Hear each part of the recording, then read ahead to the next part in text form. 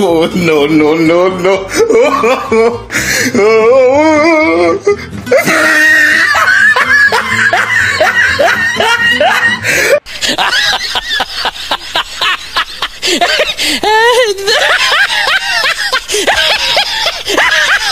Meron kang manok, ano, yung tandang. Alam mo ba yung tandang? Ha? Yung lalaking manok. Alam mo yan? Hindi, tandang. Diba yung tandang, diba tumitila kayo sa umaga, no? Ano? Naharinig ka na ba ng manok na tumitila? Ay, diba tuwing umaga na tila ka manok, ano? Halimbawa may alaga kang manok, yung tandang, ano? Ayaw mo tumilaok sa umaga, anong gagawin mo?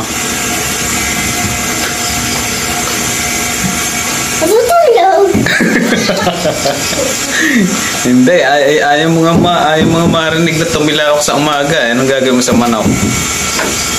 Anong gagawin mo sa manok? Diba sa umaga natilaok, tapos masarap ang tulog mo. Hindi, alam ba, tutulog ka sa gabi. Tapos sa umaga, sarap tulog mo. Ayaw mong maistorbo ka ng tilaok ng manok. Halimbawa, linggo ng umaga. Anong gagawin mo sa manok na para hindi makatalaok? Makatayin. Ay, kailan mo kakatayin? Ay, di ba, tutulog ka sa linggo. May 3 bata. Ang babae. Babae? Babae ka ulit. Ako. Ikaw. Aray, may pahula ko sa inyo 3 kung talaga. Alam niyo ba yung bugtong? Sige, ikaw muna. Kaninang gabi, may isang lumabas na wento. Tapos duwaan yung apat. Pumunta sa bintana. Kailangan ng isang tao. Isa pang tao. Isa pang tao. Ilan ang multo doon? Saan? Ilan ang multo? Sa sirang bahay. Ang bayaw ko sa'yo, ikaw nagkukwento eh. Ikaw yata ang multo.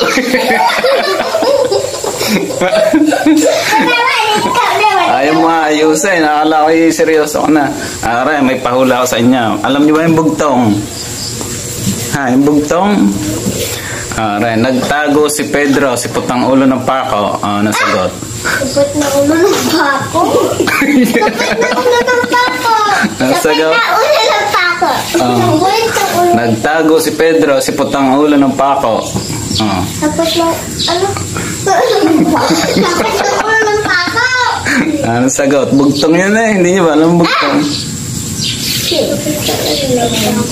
Aray.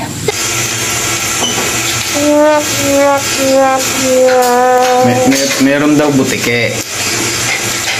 Nasa bubong, 3. May 3 butike sa bubong, ano? Yung isa, tumambling. Tapos nalaglag. Ilan na natira sa bubong? 2. Ay, bakit 2? Tumambling nga isa. Nalaglag. Walang natira. Bakit? Ay, pumalakpak yung 2, di nalaglag din. May isang meron ko. Tumambling. Tapos hindi pagkalaglag. Hindi namatay. Umagat ulit. Yan ang nangyari. Yun. Yun na yun. Di ba ang ilong nasa babang butas, ano? Ay bakit hindi siya nasa taas ang butas? Papangit. Bukod sa papangit, ano pa? Halimbawa, naulan. Ano mangyayari sa halimbawa ang butas ng ilong nasa taas? Halimbawa, anong mangyayari? Halimbawa, malakas ang ulan, tapos ang butas ng ilong pataas. Anong mangyayari? Anong mangyayari? Halimbawa, ang butas ng ilong ay nasa taas. Dali! Malulunod. Ay, bakit malulunod? Malalim po ang tubig. Bakit malaki ba ang butas ng ilong mo at malalim ang tubig? Are, halimbawa. Sander, halimbawa. Halimbawa, ang tatay mo, inutusan ka na nasa bundok daw kayo, Halimbawa, madilim, nasa bundok inutusan ka. Sabi ni yung tatay mo, dito muna ako sa paanan ng bundok. Umuwi ka muna sa bahay, kumuha ka ng lente, madilim, hindi tayo makakauwi. Anong gagawin mo, Sander? Kukuha ng lente. Ikaw lang mag-isa. Hindi. Dalawa. Sino sasama mo? Mama. Ay, hindi. Kayo nga lang ng tatay niya nasa bundok eh. Gawa pinalayas nga kayo ng mama mo. Ay, wala kayong makakain sa bundok. Tapos gabi na, pauwi na kayo. Ay, madilim, Sabi ng tatay mo, dito muna ako sa paanan ng bundok, kumuha ng linte. Anong gagawin mo yung sa tatay mo? Ay, madilim. Tapos ikaw ang pinakukuha ng linte. Anong gagawin mo sa tatay mo ngayon? Kay Kajute. Dali, 100. Wala lente. Sino kukuha? Ako. Ikaw na kukuha. Ay, di matapang ka pala. Hindi ka takot sa multo, Tapang yun. Nagsalita ka nga rin isang gabi, tinakot kita. Ay, halimbawa naman, di naglalakad ka na, kukuha ka ng lente. Tapos nasa talahiban ka. Ano yun? Ay, halimbawa, pauwi ka na sa inyo. Kukuha ka ng lente, flashlight, para maliwanag ang pag-uwi niya ni Kajute. Tapos pagdaan mo sa talahiban, may nakita kang white lady. Pero magandang white lady. Wow, ganda. Cute. Tapos sintaas mo lang, white lady. Ang gagawin mo sa magandang white lady? Banana po kayo. Hindi. Masasabot ka luluwa. Bit mo sasapakin hindi ka ba, malay mo, makrasan mo. Maganda nga white lady. At sabi Sander, sama ka naman sa akin. Ang gagawin mo, white lady, maganda. Cute din. Parang ikaw. Sasama ka?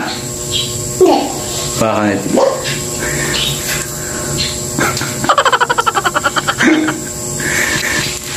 Yan. Sino ba may alam na kwenta sa inyong tatlo? Dali, pagandahan ng kwenta.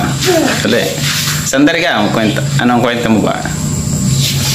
Isang araw, may 3 bubuwit may tatlong buwi. na napaka-cute. Napaka-cute. Ang isa, ang isa ay parang, ang isa ay parang,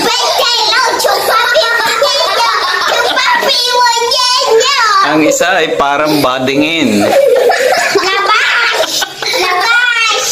Patingin nga kung talagang tunay. Titingnan ko lang. Dali, kwenta, dali. Kayo magkwenta, kaya nga naka-video eh. Ayaw ko. Lexi ka muna, Lexi. Okay, Mika, ikaw. Ako. Sige. Sander. Dali yung nakakatakot, nakakatakot na kwento. May isang crocodile. Pumunta. Teka, ano bang spelling ng crocodile? Buhaya.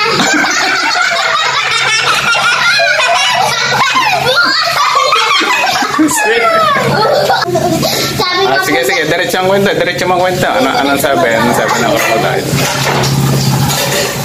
Hindi.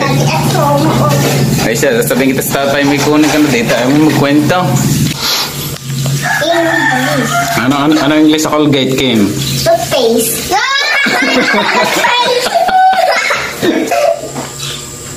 Ano palang Tagalog sa toothbrush? Ikaw English na yun toothbrush. Ano Tagalog sa toothbrush? Toothbrush. Hippopotamus. Sablay naman. Ay siya, papatay ka ng video. Ay, ayusin. Hippopotamus. Ay, kumanta na lang. Kaya kumanta. Dali. Pagandahan ng kanta. Si Ate Kim muna. Si Ate Kim. Ay, let it go daw. Let it go. Dali. Dali, upload natin sa YouTube.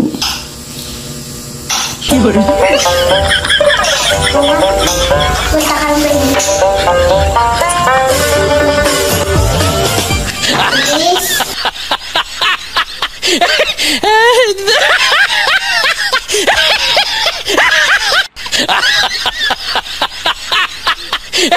Ah!